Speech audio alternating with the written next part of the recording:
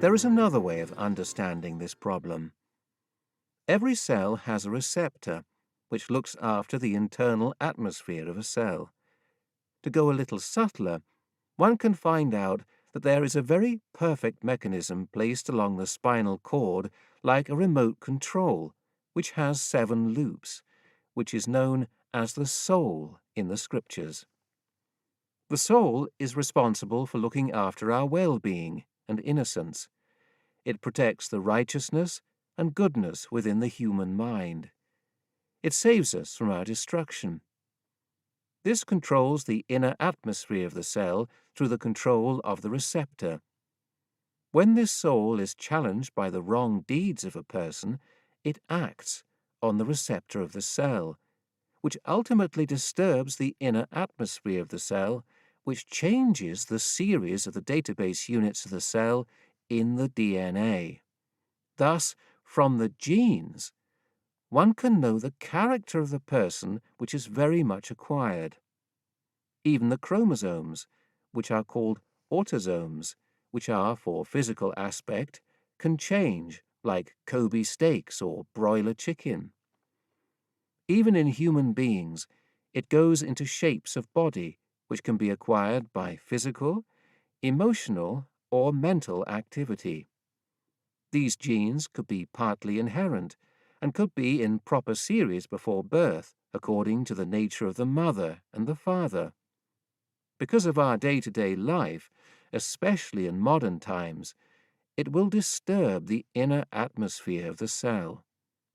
Thus, disturbances change the series of databases, indicating the total character which is genetic and inherent or acquired by the person.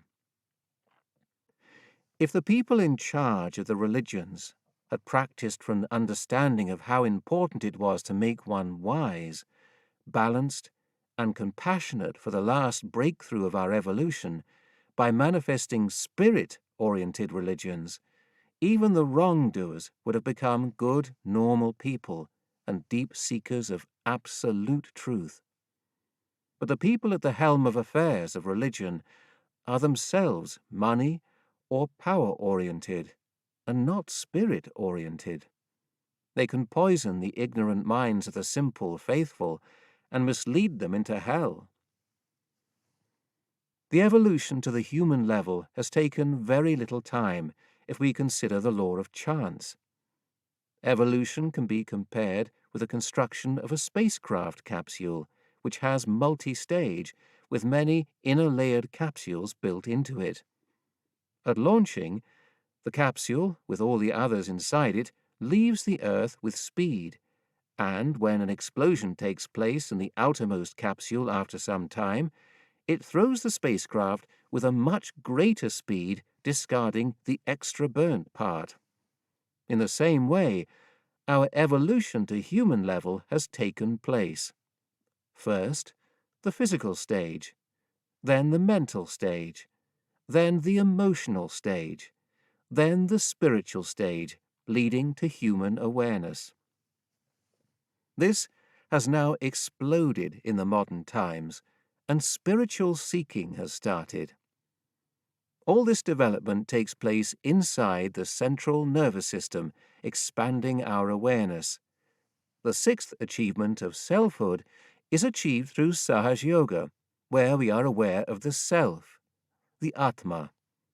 We achieve self-knowledge through the Kundalini. Now the journey starts towards God-knowledge.